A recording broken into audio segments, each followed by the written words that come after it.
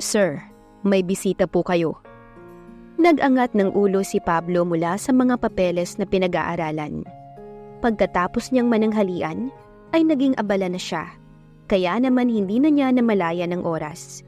He glanced at his wristwatch. Pasado 7:00 na pala ng gabi. Rico, please tell them to come back tomorrow kasi late na. Tatapusin ko lang. Your Highness, ayokong bumalik bukas. Napatigil siya sa pagsasalita nang ang tinig ng asawa ang marinig. Lumabas ito mula sa likod ni Rico, looking so comfy on her white plain polo shirt, walking shorts na maong at asul na sandals. Ang buhok nito ay itinali pataas na halatang minadali lang. Napangiti si Pablo. She's really his ray of sunshine. What are you doing here, Sheila? Pilit niyang pinaseryoso ang tinig at binalik muli sa ginagawa ang tingin. At the corner of his eyes, sinusundan niya ng tingin ng dalaga na ngayon ay tila ini-inspeksyon ang bawat sulok ng kanyang opisina. Naupo pa ito sa isa sa mga swivel chair at pinaikot-ikot iyon na parang bata. Narinig pa niya ang mahinang pagtawa ni Rico na agad namang tumigil ng pandilatan niya ng mata. Hey, stop it. Ano bang ginagawa mo rito? Wala naman, ang sabi kasi ni Aling Marites, hindi ka pa raw nagdi-dinner. Invite lang sana kita for a dinner. Treat kita. Sagot ni Sheila, habang patuloy pa rin na pinapaikot ang sarili sa swivel chair. Really? Bakit? May pera ka ba? Amuse niyang tanong dito. Tumigil ito sa paglalaro sa silyang diikot at lumapit sa kanya. Nakapamaywang pa itong tumayo sa kanyang harapan. Anong akala mo sa akin? May pera din naman ako, no? Hindi nga lang kasing laki ng pera mo. Kaya halina, treat kita. Busy ako, Sheila. Kumain ka na lang mag-isa. Marami pa akong ginagawa. Kunwa ay tanggi niya sa asawa. Kahit pa ang totoo, ay nag-uumapaw ang kanyang puso sa kakaibang saya na nararamdaman. Imagine, may isang babae na ini-invite siya na kumain at ito raw ang magbabayad. It's the first. Hindi niya namalayan na nakalapit na pala si Sheila sa kanyang tabi at tinihila na ngayon ng kanyang braso para tumayo mula sa pagkakaupo. Halika na! Pwede mo naman niyang tapusin kahit kailan eh. Ano ba? Hindi nga pwede. Arte mo? Ikaw kaya ang may-ari nitong kumpanya. Pwede mong tapusin yan kahit kailan mo gusto. Sukat sa sinabi ng asawa ay napatawa ng mahina si Pablo. Though he doesn't always get her, street lang such as Arte. He always find her cute. Okay, fine. Basta siguraduhin mo lang na masarap ang restaurant na dadalhin mo sa akin. Saka hindi ako kumakain ng mga fast foods. Itinabi niya ang folder na binabasa and turned off his laptop. He instructed Rico to bring all the paperwork sa unit nila at ihanda ang sasakyan. Teka, ganyan ka lang? Pagkuha ay tanong niya nang maalala ang ayos ng asawa. Takang tinignan ni Sheila ang sarili. Oh, anong problema sa suot ko? Wala naman.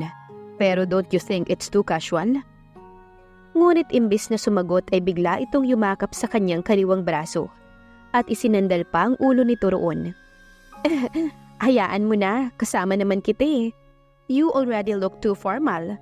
Ako na lang ang bodyguard mo. Sabi ng asawang pangiti-ngiti pa. Bodyguard? Ang liit mo kaya, bahala ka nga. Aniya, he smirked, the delighted kind. All eyes are on them nang makababa na sila. He stops us all smiling. Some can't help but to get happy seeing their president and CEO walking with his wife, habang si Sheila naman ay panay ang ngiti at bati sa lahat ng empleyado. And even the janitors and janitress kilala ang asawa. Good evening, Ma'am Sheila, Sir Pablo. Bati sa kanila ng isang matandang janitress nang mapadaan sila sa tapat nito. Yumukod pa ito na tila hiyang-hiya sa kanilang dalawa. Napakunot ang noo ni Pablo nang maramdaman na bumitiw mula sa pagkakahawak sa kanyang braso ang asawa at lumapit sa matandang babae. Hello, Nanay Raquel. Okay na po ba kayo? Bakit pumasok na kayo? Dapat po nagpahinga muna kayo eh. Narinig niyang sinabi ni Sheila sa matanda habang hinahagod ang likod nito. O okay na po ako, Ma'am Sheila. Nanay Raquel naman, sabi ko sa inyo Sheila na lang eh. Okay na po ba talaga kayo? Parang namumutla pa po kayo eh. Puno ng pag-aalala ang tinig ng asawa. Nakita ni Pablo na tinapunan siya ng nahihiyang tingin ng babae, na tila gusto nang patigilin sa pagsasalita si Sheila. Sheila, ma'am, uminom na po ako ng gamot. Saka tinulungan niyo naman po ko nung isang araw sa paglilinis ng... Muli itong sumulyap kay Pablo na halatang takot na takot. Wag niyo na po akong intindihin. Sanay naman po ako. Naku, muntik na nga po kayong himatayin eh. Dapat po nagpahinga na lang kayo. Ayos lang po talaga ako, Ma'am Sheila. Napailing si Sheila tapos ay lumapit kay Pablo. Your high, sweetheart, ikaw nga ang magsabi kay Nanay Raquel na umuwi na siya at magpahinga.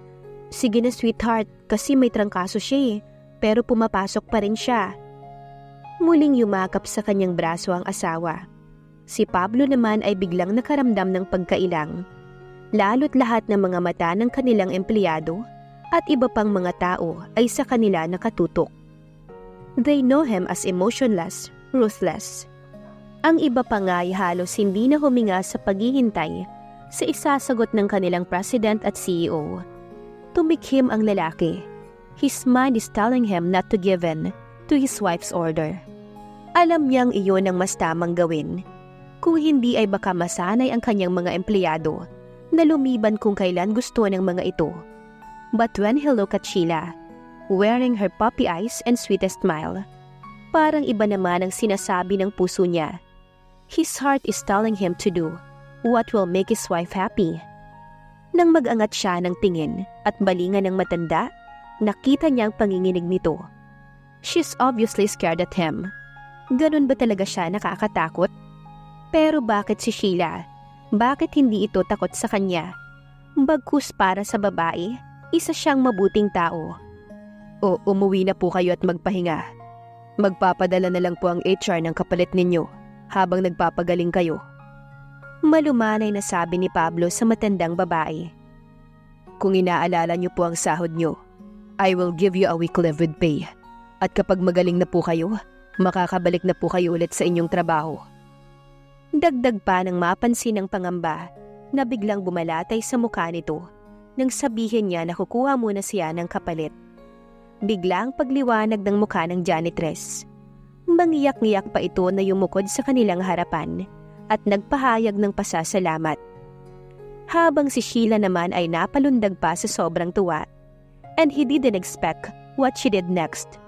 Bigla na lang siya nitong hinalikan sa kanyang pisngi at niyakap pa siya. Pagkatapos ay lumapit ito sa matanda at iyon naman ang niyakap. Tingnan mo Nanay Raquel, sabi ko sa'yo eh, mabait talaga ang mister ko. Mukha lang siyang masungit pero super mabait. Saka, he is the best. Masaya nitong sabi sa matandang janitress. Tumangu-tango naman si Nanay Raquel. Pagkatapos ay muling nagpasalamat sa kanila. Si Pablo naman ay agad na tumalikod at nagmamadaling naglakad papunta ng sasakyan upang itago ang pamumula ng muka dahil sa ginawa ni Sheila na pagyakap at paghalik sa kanyang pisngi. That woman. Bulong niya sa sarili nang tuluyan na siyang makasakay sa loob ng kanyang kotse. Banayad niyang hinaplos ang pisngi kung saan siya hinalikan ng asawa, and a smile formed in his lips. Nagulat pa siya nang marinig ang mahinang pagtawa ni Rico na nasa driver's seat. Anong tinatawa-tawa mo dyan? Angil niya rito. Wala naman sir. You look like a high school boy na ngayon palang nahalikan. Patuloy pa nito sa pagtawa na tila aliw na aliw sa nakikitang pamumula ng kanyang mga pisngi. Tumigil ka nga. Gusto mong mawala ng trabaho? Hinampas pa niya ang balikat nito. Kunwa ay galit. Agad namang pumurmal si Rico. Kahit pahalata naman na pinipigilan lang ang pagtawa. Sabi ko nga tatahimik na ako sir. Kunwari ay nag-zipper pa ito ng bibig. Naiiling na lamang si Rico habang hindi pa rin nawawala ang mga ngiti sa labi. Grabe talaga to, iniwan na naman ako. Reklamo ni Sheila. Kasalukuyan silang nasa gitna ng traffic. Rush hour kasi sa Makati, kaya naman halos hindi gumagalaw ang mga sasakyan. Ang daldal mo kasi, Sheila. And Sheila, don't do that again, ha? You put me in a compromise there. Kunwari seryosong sabi ni Pablo. Nakita niya ang pagsulyap ni Rico sa kanya mula sa rear mirror na tila nanunukso. Kaya naman pinandilatan niya kaagad ito. Umurong naman ang babae sa kanyang tabi na kanina'y abala sa pagtingin sa labas ng tinted na salamin ng kanilang luxury van. A Ford Transit, latest model. Muli nitong hinilig ang ulo sa kanyang balikat. One of her habit na kinaiinisa ni Pablo. Pero hinahanap-hanap niya rin. Thank you ha. Alam ko naman na kahit nagsusungit ka ngayon, gagawin mo pa rin yun eh. Kawawa kasi siya, Your Highness. So, Your Highness na ulit ako ngayon ha? Kanina sweetheart ako. Naiiling na sabi niya while enjoying the scent of her hair. Hindi ko kasi alam ang itatawag ko sa'yo in front of many people eh. Okay na yun, pero wag mong isipin na gusto ko ha. Napipilitan lang ako. Using his usual grumpy tone, and he hopes it's still working. Teka nga, bakit pati janitress kilala mo? Saka anong nilinis nyo na tinulungan mo siya?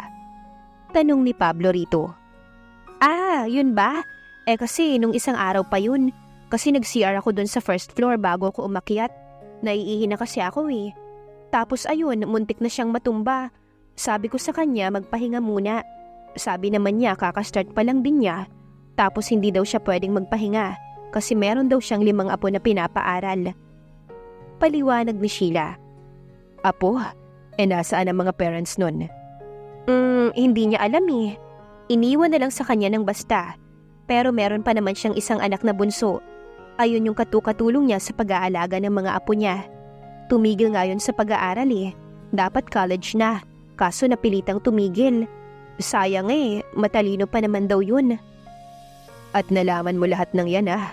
Marites ka talaga. Napangiti si Pablo. Hindi na rin naman siya nagulat dahil ganoon talaga ang aura ng asawa. Kahit bago pa lang itong nakikilala, parang gusto mo na agad itong pagkatiwalaan. Sheila has her way on people. Oo naman, saka matagal din kaming nagka-bonding. Ang hirap kaya linisin ng CR, kaya para hindi namin. Ano? Naglinis ka ng mga CR? Napamulagat si Pablo sa narinig. Si Sheila naman ay agad na umalis mula sa pagkakahilig nito sa kanyang balikat. Oo. Kasi kawawa naman siya eh. Kaya dun ko din nakilala yung iba pang mga nasa housekeeping department. My God, Sheila. Hindi ko na alam kung anong gagawin ko sa'yo. Paano kung may makakita sa'yo na press doon? Pakiramdam ni Pablo ay aatakihin siya sa puso sa mga nalalaman. Just imagine ang headline. Pablo De Leon's, President and CEO of De Leon's Group of Company. Wife spotted cleaning the restrooms. Wala naman nakakita sa amin eh. Saka, bakit mo ba iisipin yung sasabihin nila? Muntik nang matumba si Nanay Raquel eh. Iisipin ko pa ba yung sasabihin ng iba kaysa tumulong agad? Bahala sila kung anong sasabihin nila. Basta di ba ang mahalaga, ikaw? Ako? Kunot ang noo na ulit sa huling sinabi nito. Ikaw, ang importante naniniwala ka sa akin. Just as long as you believe in me, wala akong pakialam sa sasabihin ng iba. And instantly, a warm feeling touches Pablo's heart. Napalunok si Sheila nang sa isang mataas na hotel tumigil ang sasakyan. May isa pang unipormadong lalaki ang sumalubong sa kanila nang pagbuksan sila ng sasakyan ni Rico. Good morning, Mr. De Leon. This way, sir. Bati ng lalaki sa asawa habang tinapunan naman siya ng isang malamig na tingin. Bakit hindi? She is so out of place. Teka lang Pablo, mahal yata dito eh. Bulong niya sa asawa. Inis siya nitong nilingon. Akala ko ba ililibre mo ko? Look, hindi ako kumakain sa mga fast foods. Dito ko gustong kumain, kaya bahala ka dyan. Ikaw di ba ang nagpresenta? Let's go. Naglakad na ito papasok sa kung saan sila iginigiya ng lalaking uniformado na sumalubong sa kanila. Sheila swallows, then check her wallet. 5,000 pesos lang ang dala niyang pera. Meron siyang credit card na binigay sa kanya ni Pablo, pero hindi pa niya nagamit kahit kailan at hindi niya balak na gamitin. Bahala na, bulong niya sa sarili. Parang gusto niya tuloy pagsisihan ang pagyaya dito na kumain ng dinner. Patakbo siyang sumunod sa asawa na ngayon ay nakasakay na sa elevator. Napataas pa ang kilay ng lalaki na sumalubong sa kanila kanina nang pumasok din siya sa loob ng elevator. Sa 70th floor sila umakyat. Pakiramdam ni Sheila ay nahilo na siya sa taas ng kanilang inakyat. But when they finally went out from there, she was amazed when she finally see their view. Why not? Nasa rooftop sila ng building at kita ang buong Makati. "Sir, will you get the same table?" Tanong ng lalaki kay Pablo. "Yes, pero that will be for Rico. Give me a table for 2. Sagot nito. Si Sheila naman ay fascinated na napatingin sa asawa.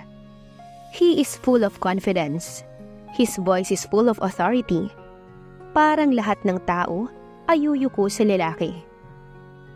"VIP table for 2 for Mr. Pablo De Leon and..." Muling tumingin ang lalaki na sa tingin ni Sheila ay mukhang masungit na butler for that matter. Dahil pagdating sa kanya ay hindi man lamang itong umingiti, habang unlimited naman ang pagngiti sa kanyang asawa. "Table for 2 for me and my wife." Pablo stretches the word. Nagulat pa siya nang hilain siya ng asawa papalapit dito. She saw shock on the butler's face. Your wife?" Ulit nito na tila naninigurado. Nagpalipat-lipat pa ng tingin sa kanila. "Yes, my wife. You have a problem with that?" Napangiti si Sheila sa narinig na pagsusungit ng asawa. His Highness strikes again. "Certainly none, sir. You've got a beautiful wife there." Now the butler smiling at her so sweetly. Parang gustong matawa ng dalaga. "Wow! What a friendly and accommodating world Pablo has, ha?" Iginiya sila ng isa sa mga receptionist sa isang lamesa na halos nakahiwalay sa karamihan. From there, tanaw pa rin nila ang maliit na entablado. Ayon sa waiter, meron daw banda na tutugtog doon mamaya ng mga acoustic. Napangiti si Sheila. This is her kind of dinner date. Perfect na sana kung si Pablo ang nagyaya sa kanya. Kaso, siya ang nagyaya. She just gently shook her head sa naisip. Umiibig na ba ng tuluyan si Pablo sa kanyang asawa? Abangan sa susunod na kabanata. Please like, share, subscribe for more updates. Maraming salamat po.